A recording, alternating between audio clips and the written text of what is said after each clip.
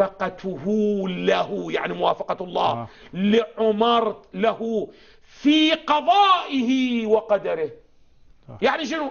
ينطق بالشيء منه عمر فيكون هو المقضي المقدور. يعني تدبير العالم بيد من؟ تدبير العالم بيد من؟ بيد الله، هو رب العالمين لعمر. ومنها هزائم المسلمين في أحد وفي حنين. ما أعلم هسه بيني وبين الله لوازم هذا الكلام، أنا الله يعلم الآن ما دا أتكلم في اللوازم، دا أتكلم أساسا هذا طعن في ربوبية رب العالمين، قبل أن يكون طعنا في القرآن وقبل أن يكون طعنا في رسول الله. هذا طعن في من؟ طعن في تدبيره في ربوبيته للعالمين، أنه المقضي والمقدور لا يكون إلا بعد أن ينطق به من؟ عمر. انظروا إلى هذا الكلام في صفحة 1540 يكرر هذا بشكل واضح وصريح.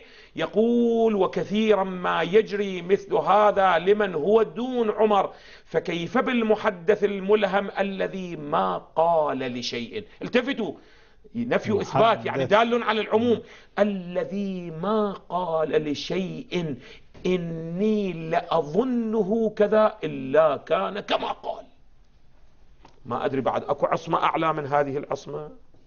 عد يقولون لماذا تتهمون الشيعة؟ يقولون أن علي معصوم. هذا غلو، وهذا هو الغلو. وكان يقول الشيء ويشير به فينزل القرآن بموافقته. أصلا هو كان يجلس في عليائه، هو رب العالمين أصلا. سابقة خطيرة جدا. هذا تراث بني أمية. فإذا نزل الأمر الديني بموافقة قوله، فكذلك وقوع الأمر الكوني القدري موافقا لقوله. هسه بينكم وبين الله، لو احنا اعطينا هذه المقامات اعطيناها لأئمة اهل البيت، اصلا اعطيناها لرسول الله. لو قلنا ان رسول الله سبحانه وتعالى ما كان يقضي بشيء ولا يقدر شيئا الا ان ينتظر ان رسول الله، يقولون هذا غلو. ولكنه عندما تصل الى عمر فليس ماذا؟ ليس غلو، فليس بغلو.